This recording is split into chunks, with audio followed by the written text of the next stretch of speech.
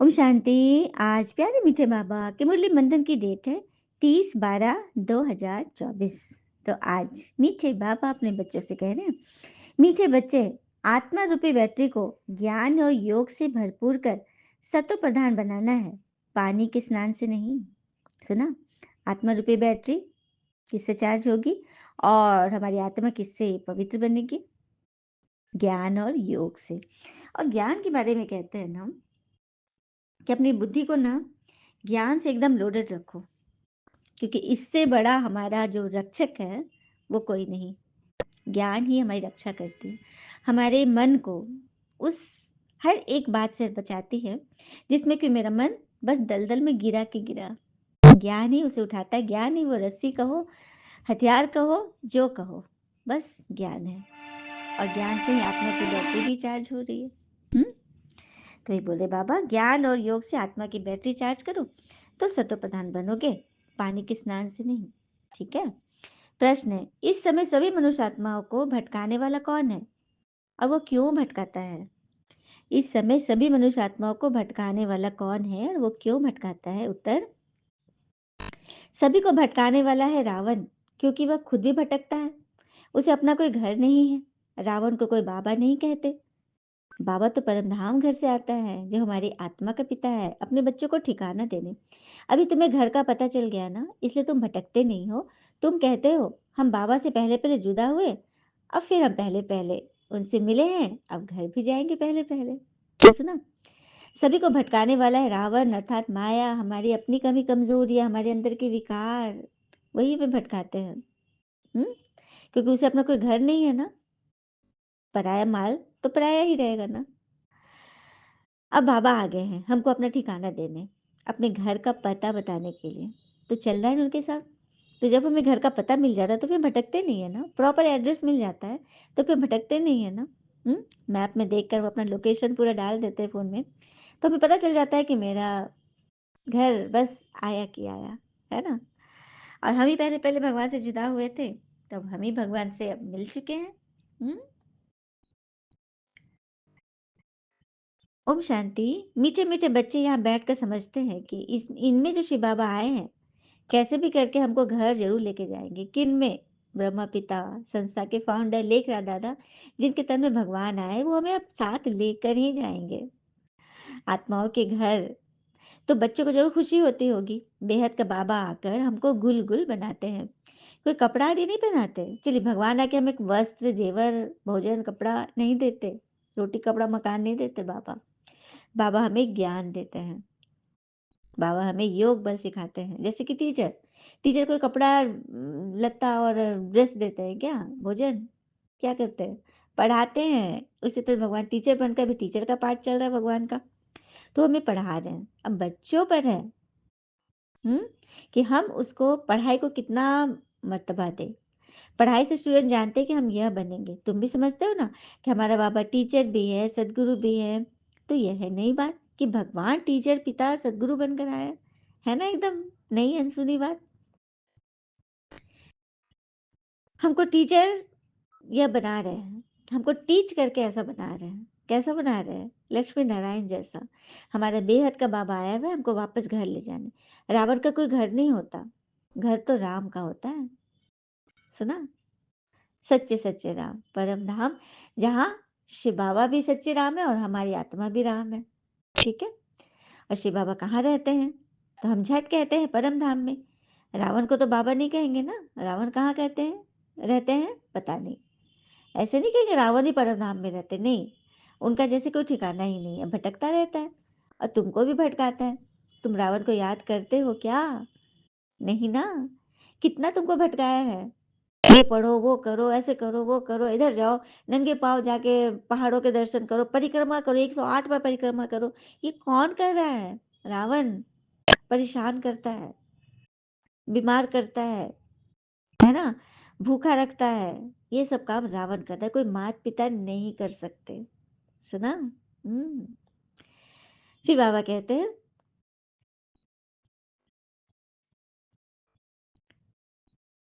बाबा बच्चों को बैठ सारे सृष्टि चक्र का गुह्य राज समझाते हैं। गुह्य जो और कोई नहीं जानते। गुही भी कहा जाता है, गुह्यतम भी कहा जाता है। इसका अर्थ समझे? गुही अर्थात गहरा और गुह्यतम गहरों में भी गहरा, मतलब अति गहरा, जिसका कोई था नहीं लगा सके, वो होता है गुह्यतम। ये तुम जानते हो, बाबा कोई ऊपर से बैठ कर नहीं समझाते हैं, यहाँ आकर समझाते हैं। मैं इस कल्प वृक्ष का बीज रूप हूँ। इस मनुष्य सृष्टि रूपी झाड़ को कल्प वृक्ष कहा जाता है। दुनिया के मनुष्य तो बिल्कुल कुछ नहीं जानते, कुंभकर्ण की नींद में से सोए हुए हैं। फिर बाबा आकर जगाते हैं। अभी तुम बच्चों को जगाया है ना, तुम भी तो सोए पड़े थे, हाँ, कुंभकर्ण की आसुरी नींद में। बाबा ने आकर जगाया है, बच्चे जागो।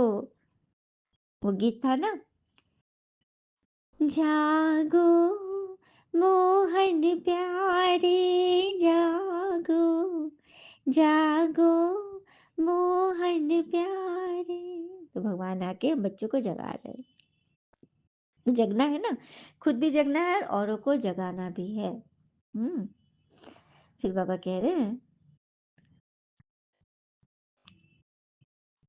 अभी तुम्हारी आत्मा और शरीर दोनों ही काम के नहीं है, दोनों ही पतित बन पड़े हैं, एकदम मुलम्मे बन गए हैं। 9 कैरेट कहे अर्थात बहुत थोड़ा सोना, सच्चा सोना तो 24 कैरेट का होता है, तो 9 कैरेट भी अभी नहीं है। अब बाबा तुम बच्चों को 24 कैरेट में ले जाना चाहते हैं, तुम्हारी आत्मा को सच्चा सच्चा गोल्डन एजेंट बनाते और गोल्डन एजेंट दुनिया में ले जाते हैं।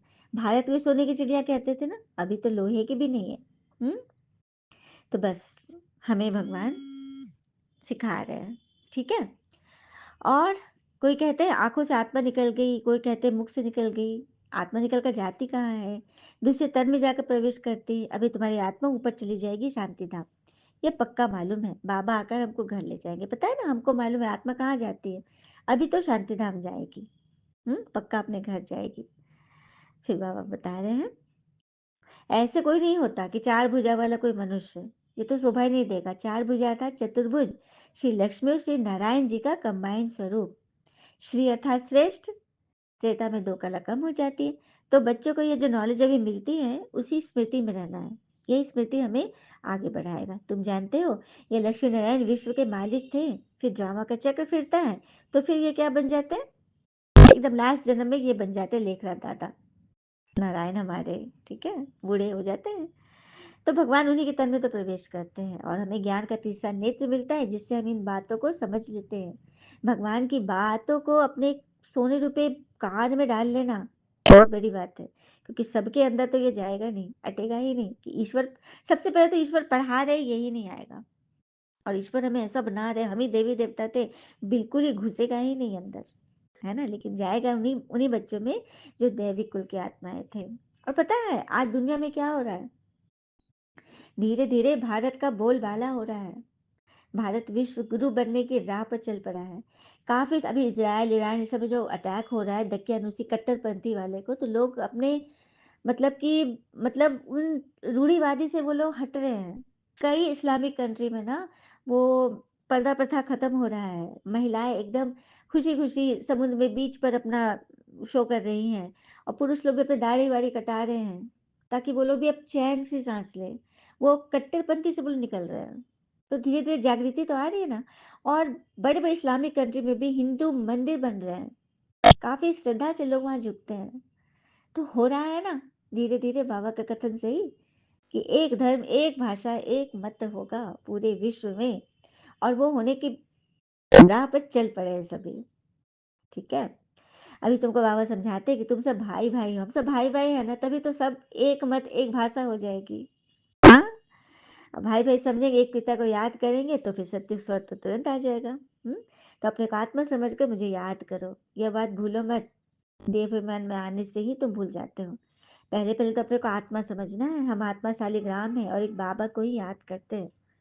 पानी की गंगा में तो जन्म जन्मांतर घुटका खाया, हम्म लेकिन पावन बन नहीं सके, क्योंकि पावन तो पतित पावन ही बनाएंगे ना। तो मनसा वाचा कर्मणा, हम पाप आत्मा ही बनते आए हैं, अब मनसा वाचा कर्मणा पुण्य आत्मा बनने की बारी आ गई। हम्म ज्ञान से सदगति होती है, और ज्ञान से ही, वो जो कहावत है ना, कि जब हम अज्ञान में थे भूले करते हैं, तो गज को ग्राह ने पकड़ लिया। कहावत सुना है ना, मुरली में भी कई बार आता है। आइए आज वो कथा सुन लेते हैं कि गज को कैसे ग्राह ने हप किया था। तो ये कथा कहाँ पर है? भागवत के अष्टम स्कंध में गज और ग्राह की कथा है। भागवत में कथा है, जो कृष्ण लीला की जो कथा है ना, ग्रंथ उसमें। तो त्रिकुट नामक एक पर्वत के पास एक गज हाथी अपने परिवार के साथ रहता था। एक दिन गज अपने परिवार के साथ सरोवर में नहाने के लिए निकला। इस सरोवर में ग्राह मगरमच्छ भी रहता था। ग्राह ने आनंद पूर्वक नहाते हुए उस गज को पैर से पकड़कर अंदर खींचना शुरू कर दिया। गज भी बड़ा था और ग्राह भी बड़ा, मगरमच्छ भी बड़ा था। खींचना शुरू कर दिया। अच्छे खासे ढील डोल वाले विशाल काय गज की शक्ति ग्राह के सामने सफल न हो रही थी। ग्राह उसे खींचता चला गया और गज को अंदर लेता चला गया। गज के प्राण संकट में पड़ गए। किनारे पर खड़े हुए गज के साथी संबंधी देखते रह गए।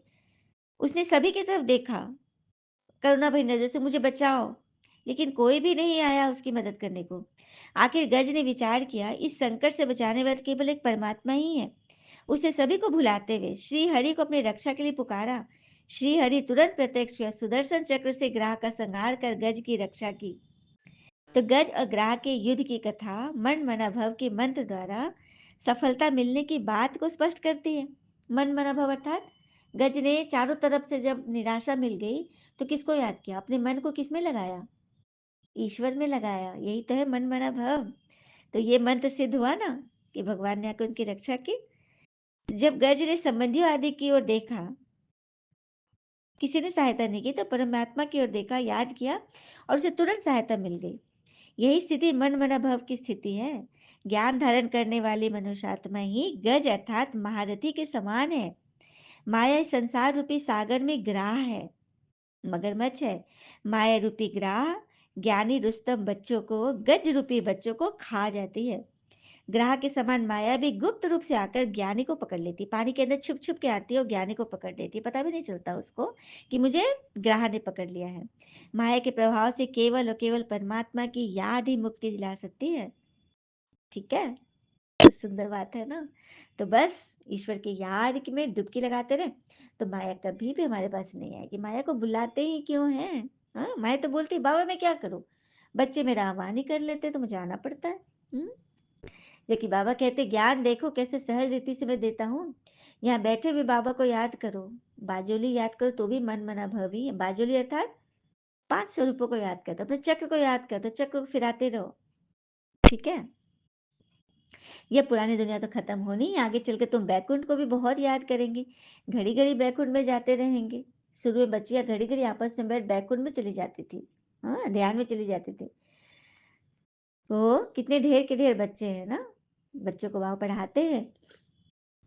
अभी ये ध्यान दीदार का पार्ट बंद हो गया है, क्योंकि ध्यान दीदार करने से ना बच्चे वहीं पे खो जाते थे, वापस आते ही नहीं थे। इसलिए ध्यान दीदार अब बाबा बंद कर दिए हैं, गेट बंद।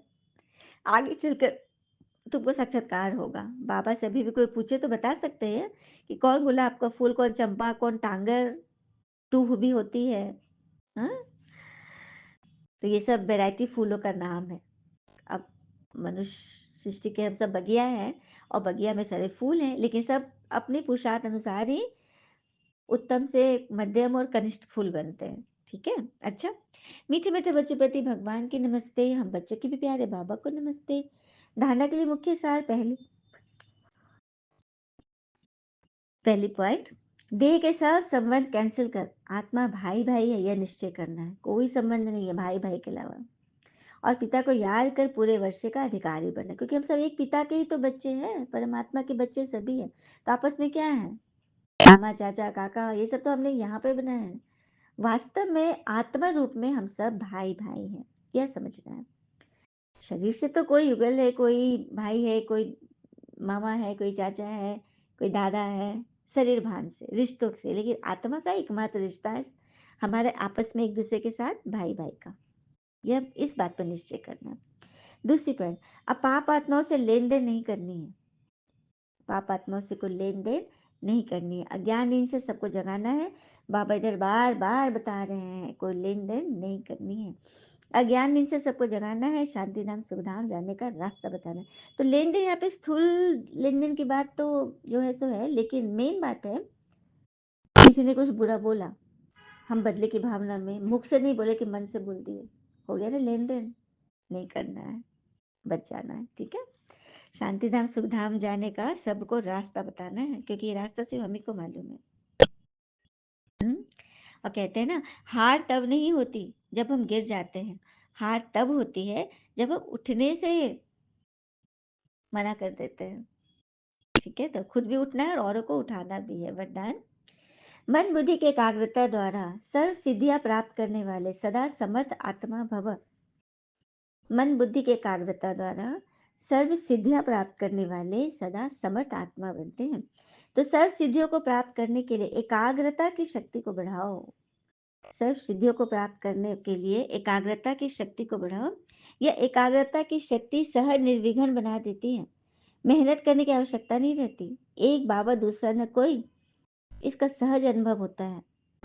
सहज एक रस स्थिति बन जाती है। सर के प्रति कल्याण की वृत्ति, भाई भाई की दृष्टि। देखा, फिर से बाबा ने बोला, लेकिन एकाग्र होने के लिए इतना समर्थ बनो जो मन बुद्धि सदा आपके ऑर्डर अनुसार चले।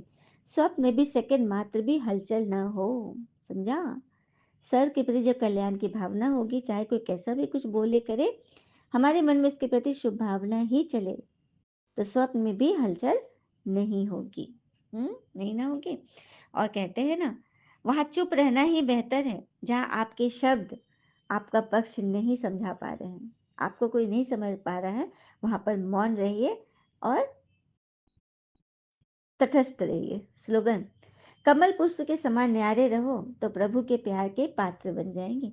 कमल पुष्प के समान न्यारे रहो तो ईश्वर के प्यार के पात्र बन जाएंगे और बनाएंगे। अच्छा, ओम शांति। शुक्र मीठे बाबा। बाबा के प्यारे प्यारे बच्चे, आप सबका जीवन सदैव सुख शांति समृद्धि सफलता से भरपूर रहे और भरपूर करे। ओम शांति।